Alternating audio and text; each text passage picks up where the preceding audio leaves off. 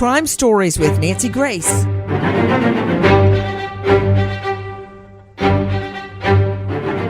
A tiny baby girl goes missing when her parents are murdered. What happened to baby Holly? I'm Nancy Grace. This is Crime Stories. Thank you for being with us here at Fox Nation and Sirius XM 111. First of all, take a listen to our friends at KPRC. Holly Marie Klaus. The baby girl, along with her parents, Harold Dean and Tina Lynn, vanished. In 1981, the remains of the couple were found somewhere on Wallaceville Road in northeast Harris County, but they were not identified until last year when investigators used genetic testing. On Thursday, investigators revealed Holly was left at a church in Arizona and taken into care, but there was two women who identified themselves as members of a nomadic religious group who brought Holly to the church. They were wearing white robes and they were barefoot. They indicated the beliefs of their religion included the separation of male and female members, practicing vegetarian habits, and not using or wearing leather goods. The women indicated they had given up a baby before at a laundromat. This sounds straight out of a mystery novel. The parents are murdered, the baby disappears, then she's basically left by people wearing robes and barefoot. Is this real? With me, an all-star panel to make sense of what we know right now, James Shelnut, 27 years Metro Major Case and SWAT, now lawyer at Shelnut Law Firm. Dr. Sherry Schwartz, forensic psychologist specializing in criminal law. She wrote Where Law and Psychology Intersect and Criminal Behavior. Cheryl McCollum, founder-director of the Cold Case Research Institute. Jeffrey M. Jensen, professor of forensic pathology, director of autopsy and forensic services, University of Michigan Medical School. You can find him at jmjensen@gmail.com. Colleen Fitzpatrick, president, founder of Identifinders. President and founder of Identifinders International and author of Forensic Genealogy. But first, to Dave Mack, crimeonline.com investigative reporter. Dave, tell me what happened to the parents in this case. You've got Harold Klaus Jr. and his wife, Tina Klaus. The family calls Harold Dean Klaus Jr., Tina Gail Lynn. They were in a whirlwind romance in the late 70s. They got married in 1979, June of 79. They had a pregnancy right off the bat and had baby Holly. They moved from Florida, where all their family lived, out to Texas, to Lewisville, Texas, in 1980. The last time the family had contact with Harold Dean Klaus and Tina Gail Lynn was in October of 1980. They had a lot of contact until then, but then all the contact ended. The next thing we know is the first week of January, a hunting dog, wanders out of the woods with a human arm in its mouth. And of course, that's when the police are called and they find these two bodies. Okay, wait, let me just, right there, to Cheryl McCollum, founder, director of Cold Case Research Institute. That's telling me a lot about the killers of Harold Klaus Jr. and Tina Klaus, his wife. They're murdered and they're left out in the woods. Their bodies only found when a hunting dog retrieves a human arm. What does that tell you about the killers? Well, I believe they were buried, so it tells me that this took some time to bury two people. I believe the gentleman was bound and gagged still and beaten to death, and the female victim was strangled. So again, it indicates to me it might have been more than one person. I've always believed it was more than one person to overcome two adults. And you've got the man bludgeoned dead and the woman strangled, two different modes of death. Now, of course, to Dr. Sherry Schwartz, forensic psychologist, you often hear, wow, that doesn't fit this, let's just say serial killer, because it's a different MO, modus operandi, method of operation. But that's not necessarily true. We see serial killers deviate from their normal MO. So that doesn't mean that there were two people, but it's highly suspect. I think there was more than one killer. Yeah, I mean, you're absolutely right. Serial killers usually don't travel in packs. That's true. So it is highly likely there's more than one killer. But you're correct. They do sometimes change up their modus operandi. I'm looking at the two victims right now with their baby, Harold Dean and Tina Gail Klaus. Here they are pictured together with their daughter, Holly Marie. At that time, she was 1 year old. They're found dead, murdered in a wooded area, Houston, Texas. At the time, their identities unknown. To Jeffrey Jensen, professor of forensic pathology at Michigan Medical School, University of Michigan Medical School, what do you make of the modes of murder? Well, as we've discussed on multiple occasions on your show, multiple modes or types of injury inflicted on individuals can give a clue as to the mental intentions of the assailants, even the victims in some cases. So in this case, it looks like there's multiple and varying modalities of death on both the victims, including the evidence of bondage and possibly torture. So I would agree with this kind of injury pattern. I would suspect that there would be multiple individuals involved. And not only that, Dave Mack with me, crimeonline.com investigative reporter, the people that murdered this young couple, these parents, his mother and father, actually bring the car back to Florida and try to extort money from Donna. Is that true? Explain that for me. Okay, Nancy, that's partially true. We don't know who murdered Dean and Tina. That is still an unsolved murder. What we do have is an odd group of religious people out of what appears to be Christ's family, a group that was led by a man, Charles McHugh. This is a group of people who a woman named Sister Susan called the family of Dean Klaus from California and offered up to give them back their 1978 AMC Concorde vehicle in exchange for $1,000. Now, Wait. The Concorde belonged to Harold Klaus and Tina? Actually, yes, it was their vehicle, but it was actually in the name of his mother, I believe. Okay. Take a listen to what we know. This is the Texas First Assistant Attorney General, Brent Webster. The return car belonged to Dean's mother and was, in fact, the car that they had in their possession. And this is the description of the vehicle. It's a 1978 two-door red burgundy AMC Concorde. Tina Lynn Klaus and Harold Dean Klaus were likely murdered between December 1980 or early January 1981. Their bodies were found off of Wallaceville Road in Harris County, Texas. And this was between January 6th and January 11th of 1981. They were last heard from by their families in late October 1980, and they had been living in Lewisville, Texas in October of 1980, around that time. So you've got Harold Jr. and Tina Klaus murdered and left in the woods. One's bludgeoned dead. The woman, Tina, is strangled dead.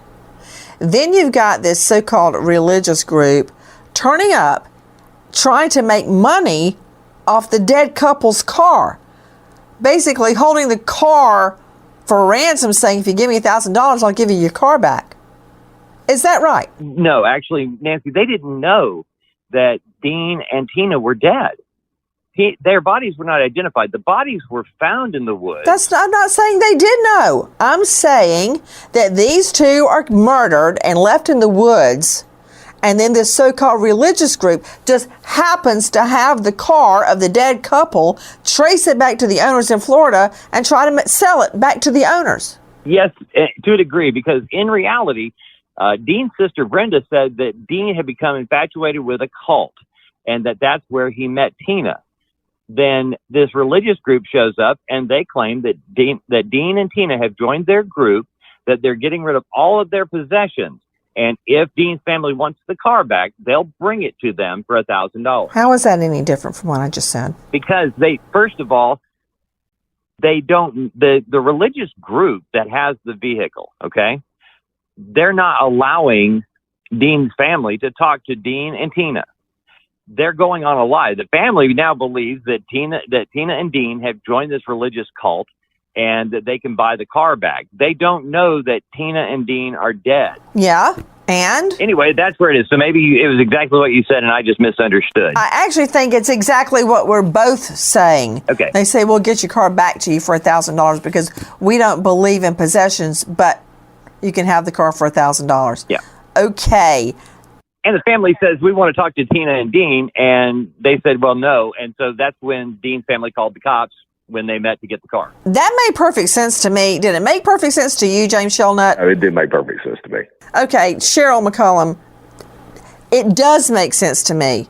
You know, versions of the truth are not mutually exclusive. Mm-hmm. Everything Dave Mack just said is correct. And I believe what I said was correct too. Give me your spin. And I also find it, now I know cults very often will not let the devotees talk to their families. So is that why they wouldn't let them talk to the family? Or is it because they knew they were dead? Well, I believe it's because they were already dead, because Dean stops writing letters to his mom in October of, 1980. And I think 81 is when this Sister Susan is trying to sell the car back to his family. So it's ironic to me when they say that the men and women are separated in this group, because women drop off the baby, Sister Susan's making the call, and then this group of women go to meet the family to give the car back. They are clearly protecting the men of this group.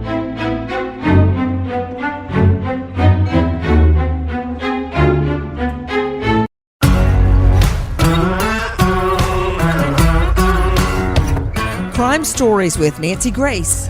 You know, we say that we believe Dean and Tina joined a cult in October of 81.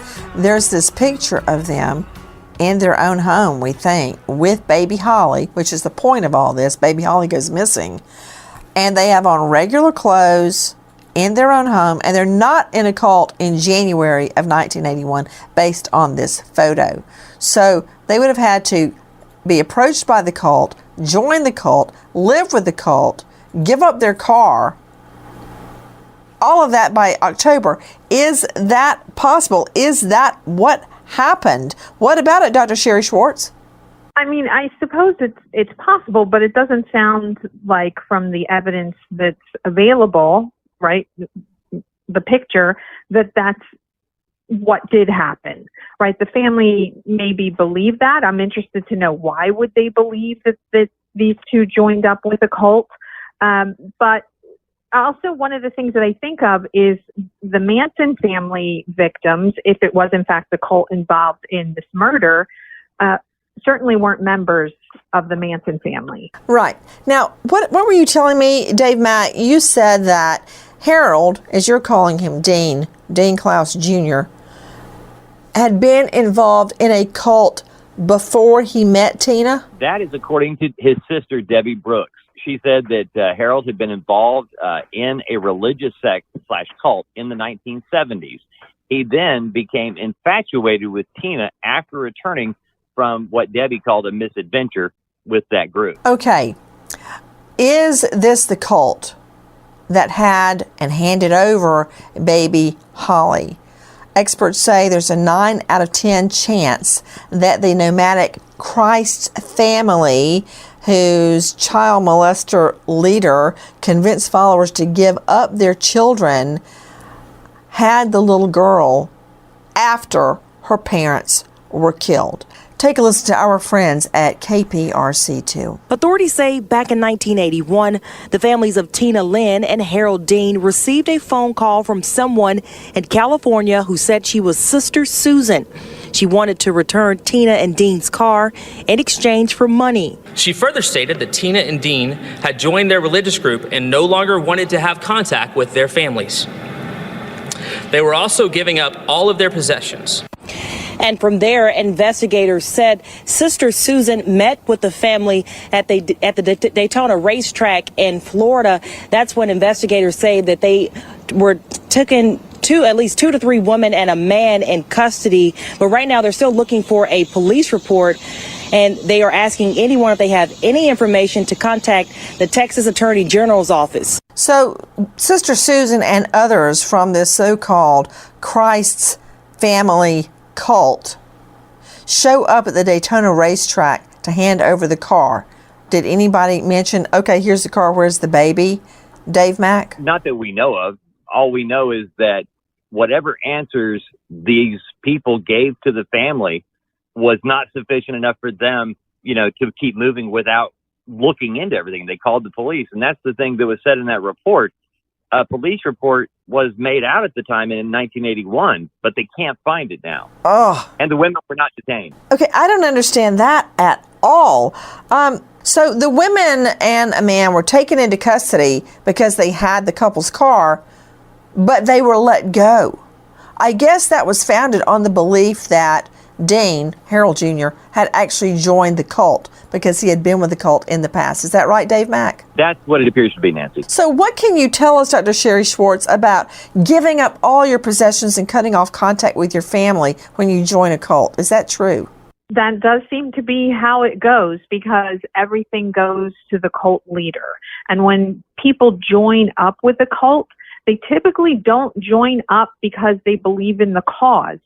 They believe in the leader. They want to please the leader. So everything that they do is for whatever the leader says. And I understand that the families that joined this cult were told to, quote, get rid of the baby, hand the babies over to the cult. What do we know about that, Dave Mack? Well, we know that this is a claim from the women that actually had given the baby over to a church in Arizona, where they actually admitted or claimed or bragged about dropping another baby off previously at a laundromat. Now, I understand the group really would stick out in public. They wore white robes, went barefoot, ate a vegetarian diet, separated men and women, and shunned animal products. What can you tell me about the leader of the cult, known as Lightning Amen, who was convicted in 2003 of annoying or molesting a child? What do you know about him, Dave Mack or Cheryl McCollum? Cheryl, you probably know more from a legal standpoint of it. Nancy, I was looking at it from a religious standpoint of what this man, Charles McHugh, he actually made, his name was Lightning Amen. That's who his followers were told to call him. He claimed to be God's representative. And like most cult leaders, he would twist and turn the words from the Bible to proving that he was the God's representative on earth they had to listen to. And he directed every movement of the cult, what they wore, what they ate, and where they went. Well, he was also convicted for selling and distributing methamphetamines and things like that. It is not uncommon for religious groups to be a cover for criminal activity. And a lot of times these leaders, whether they're sexually assaulting people or, growing and selling drugs or whatever it is they're doing, the religious component is a great cover, because a lot of times they don't have to worry about taxes. They don't have to worry about different things, and they can get followers so easily and then, of course, manipulate them, which looks like this is what he was doing. Can I tell you a little bit more about what I learned about this cult? They grew and used openly marijuana and called it, quote, God's tranquilizer. They encouraged the use of drugs, and the men would wear diapers on their heads like turbans. So they have the baby, they've got the car, but I'm supposed to believe somebody else killed Dean and Tina Klaus. To Jeffrey N. Jensen, Professor of Forensic Pathology, Director of Autopsy Services, University of Michigan Medical School, what do you make of that? So they've got the baby Holly, they've got the murdered couple's car, yet I'm supposed to believe they didn't kill the couple. Right, and when we have connections with infants and either other victims, adult victims, or adult perpetrators, it's always a kind of a complex connection. You may have cases where the actual parent buries their child alive, or you may have incidences where the child is basically discarded, either alive or dead, in order to avoid, arrest. So a child with a perpetrator becomes a very confusing and complicated scenario. So I forgot to throw in the dope. You've got Lightning Amen, not his real name, who claims to be Christ. Convicted of child abuse. His cult has the car of the dead people. His cult has the baby. And he encourages the production, sale, and use of drugs. And he's not the killer or connected to the killer, Dave Mack. You were the one that was so stridently defending the cult at the get-go. What about that? Okay, just to be clear, I wasn't defending the cult, merely pointing out. Yeah, you were. I'm not about to defend these wackos. Thankfully, this cult disbanded after Lightning McQueen, Amen, actually, when he was busted on... Lightning McQueen is actually a character. Yeah. All right, so, okay. It's a fake car that goes on races with Mater, a.k.a. Tomater. So interesting to note that back in May of 1980, the Washington Post did an expose on this group about Lightning Amen and talked about some of the things that they did. He actually was convicted in 1987 on gun charges at that point, and he claimed that the group had disbanded 2 years previously.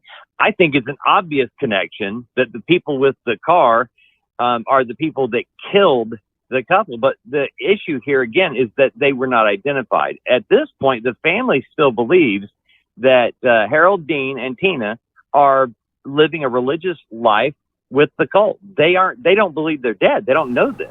Wow. Okay, speaking of that, take a listen to Claire Metz at WESH2. You'd see someone in a store, is that Junior?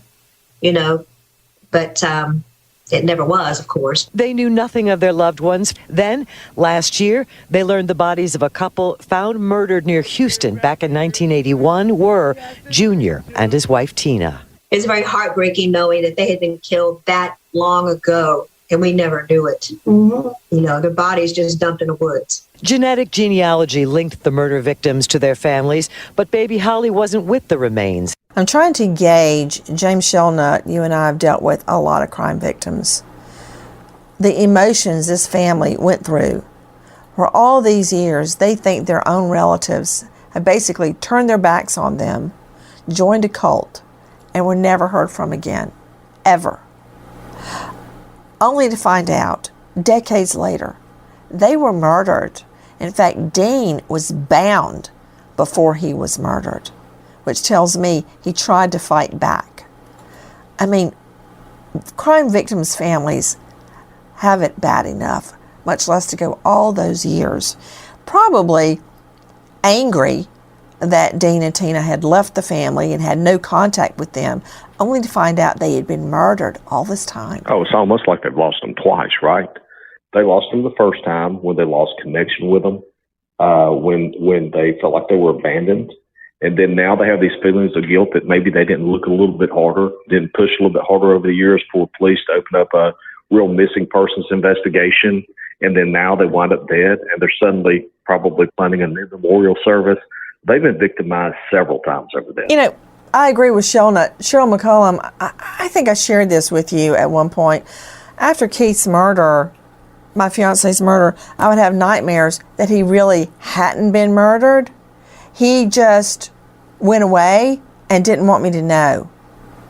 And in the dream, I wouldn't be able to comprehend that right before our wedding, he would just leave. And it was a horrible dream.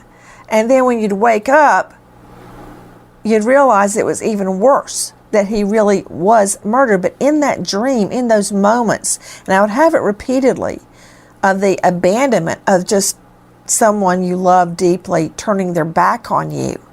So all these years, Cheryl, that's what the family thought, that Dean Jr. and Tina had just said, screw you, and left with this cult. Because he had shown interest in the past. And I think Shellnut's onto something as far as just the overall guilt and horrible experience of not losing them once.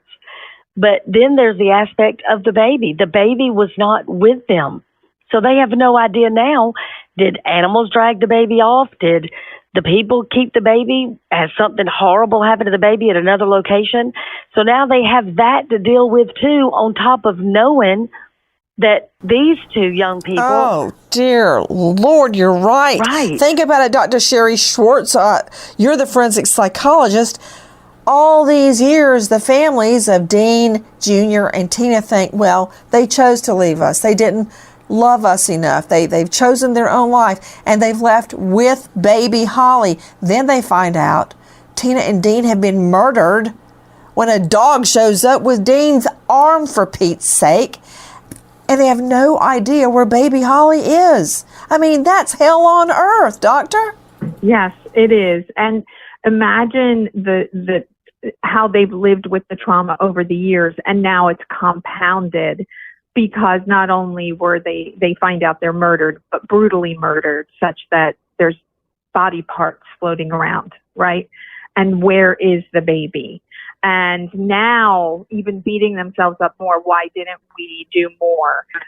When in reality, there's really not much they could have done. I mean, they were told, relatives of Dean and Tina, that they joined the cult. They gave up all of their earthly possessions, including that car, for a $1,000 donation. The relatives could get it back, and did not want to be contacted. But then, years later, 2021, they are contacted that 2 bodies have been discovered in Houston, and enter DNA technology.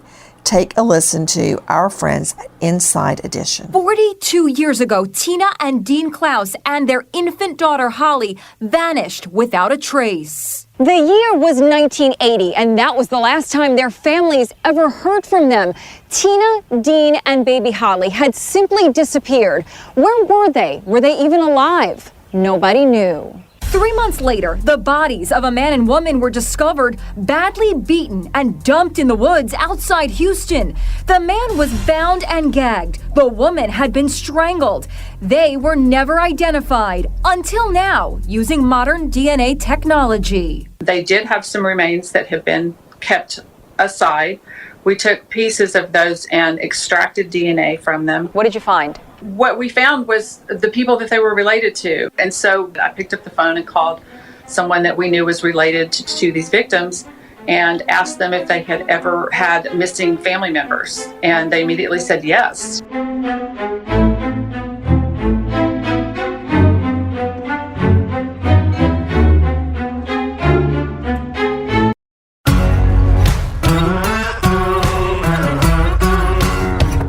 Crime Stories with Nancy Grace. Joining me right now, DNA expert Colleen Fitzpatrick, president, founder of Identifinders International, author of Forensic Genealogy. You can find her at Identifinders, not Identifier, but Identifinders.com. Colleen Fitzpatrick, please explain and please speak in regular people talk so I can understand what you're saying. How did this happen? And noticeably, the baby's body was never found, but we do find the bodies of 2 adults. How did it happen?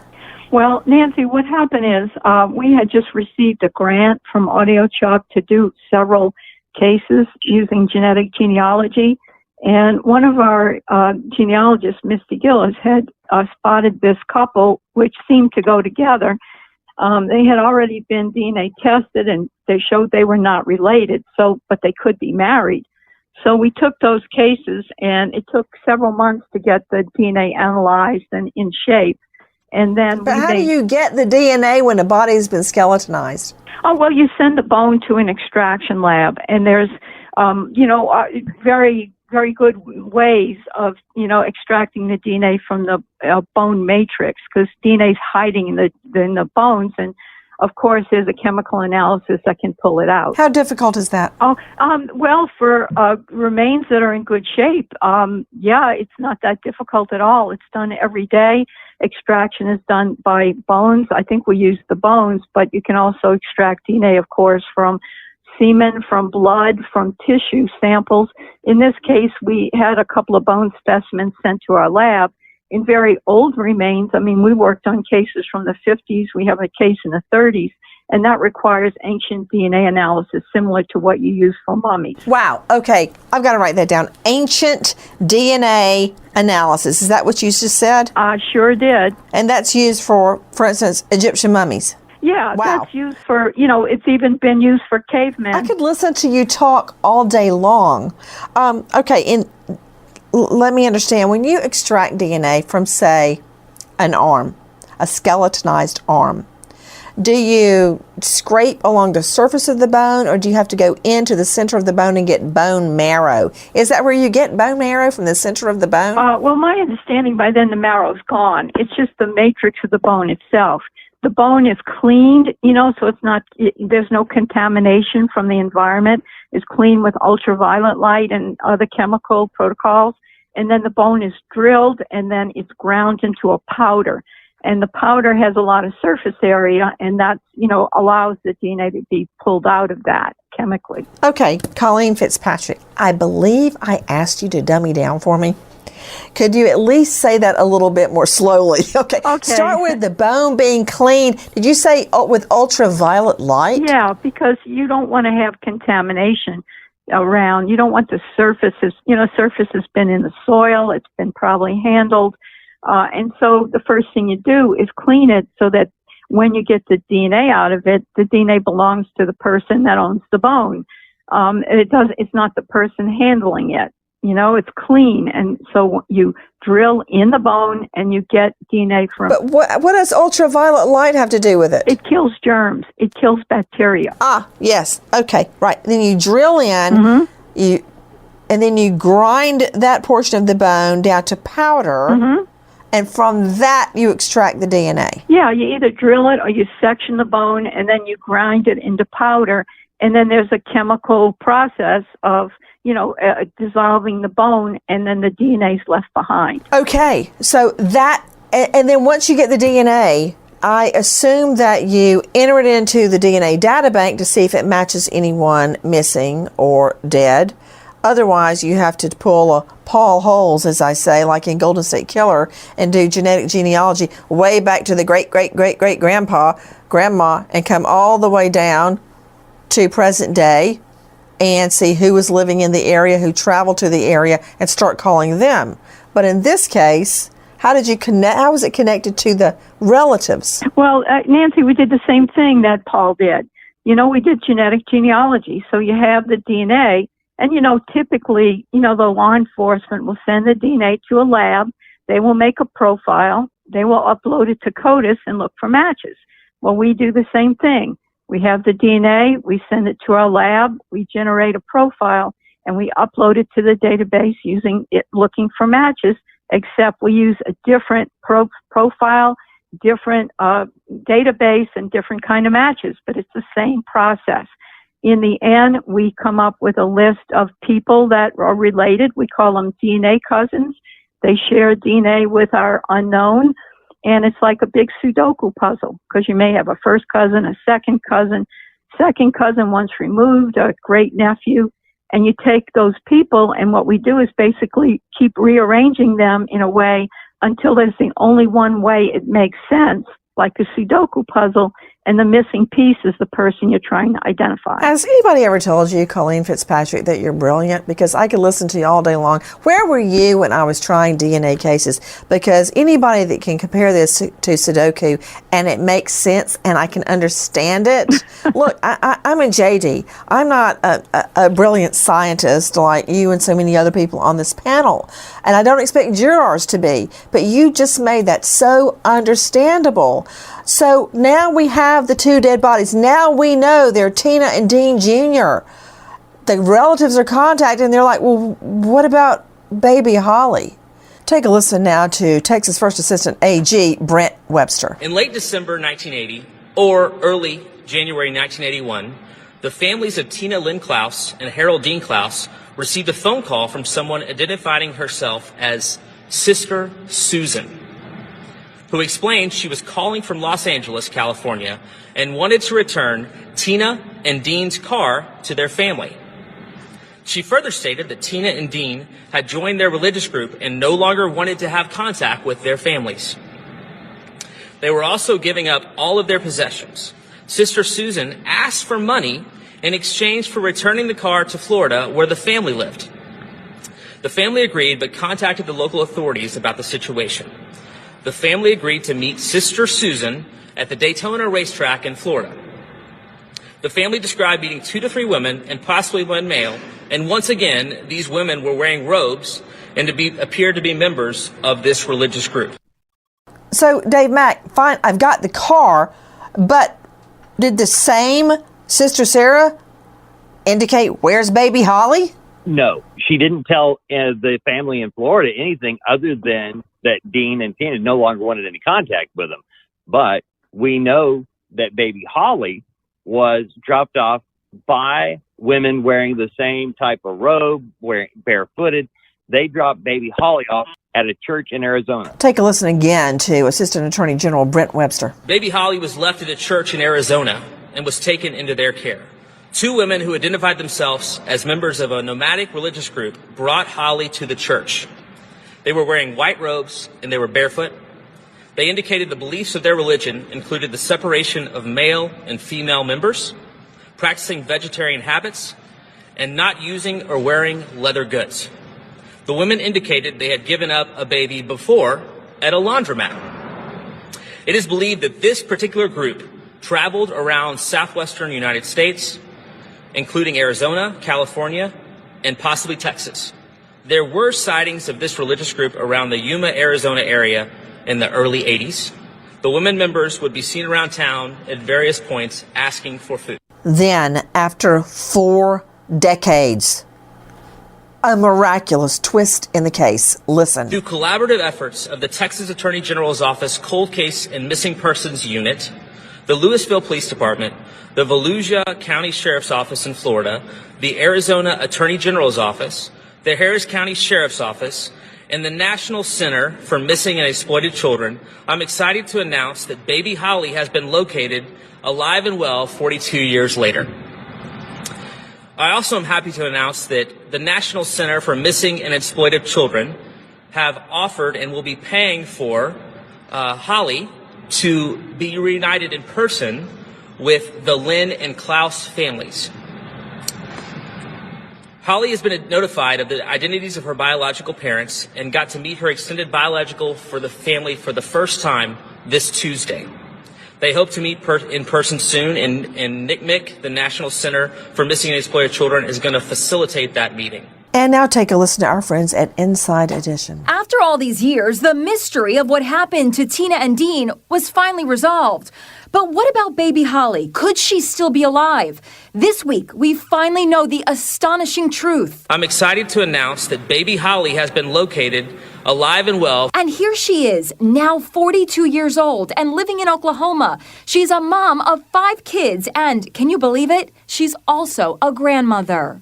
What happened to baby Holly is still being pieced together. It seems that the people who killed her parents spared her life and brought her to Arizona, where they abandoned her on the steps of a church. A loving family who belonged to the church took Holly in and raised her as their own, not knowing her parents had been slain. Straight out to Jeffrey Jensen. What about it, Doctor? Well, this is fortunately the best outcome that could occur with a tragedy like this. And recently there's been the development of the National Unidentified and Missing Persons format investigative software system that allows medical examiners and coroners the ability to do identifications on these missing persons. It also allows the family to input valuable identification data that will assist the medical examiners in making these identifications. It's amazing. To you, Shellnut, I don't know how such a happy offshoot could occur from a double homicide. This is a miracle for this baby to have actually survived all these years, never knowing who her parents were, never being connected with her bio relatives, yet baby Holly survived. It is a miracle. God had his hand on her. How many times have we talked about the longer something goes on, the worse the outcome is when it comes to missing persons and missing children? But I'll also tell you something else. This case is not over. There is still a chance to solve these murders. They know who the leader of this cult was. These people were obviously well known and well documented, news articles written on them. They can go back and identify these people.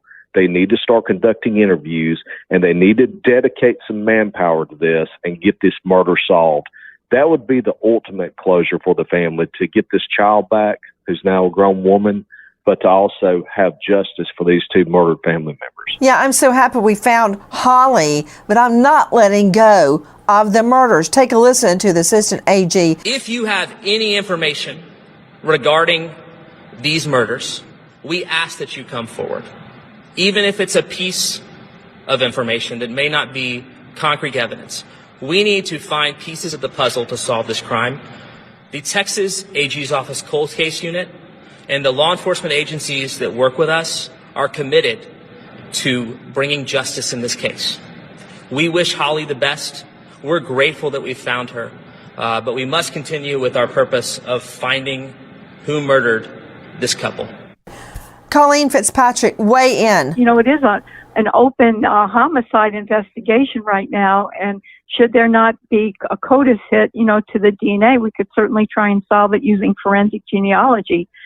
Just the way we solved the identification of the Klaus, Dean and Tina Klaus. You could use the same thing to solve the murder. So we'd be very open to helping with that. Now, wouldn't we need DNA from the killer off the bodies in order to do that? Well, yeah, we would need to look at the evidence and get the DNA from the clothes or the tape or the bodies themselves. Of course, you have to use DNA from the crime scene to do a DNA identification. So, I'd hope there'd be something like that, or the evidence is being researched. Absolutely. And that tape is a very good conduit for DNA. If you have information about this double homicide, or think you do, please call 512-463-2100. Repeat, 512-463-2100.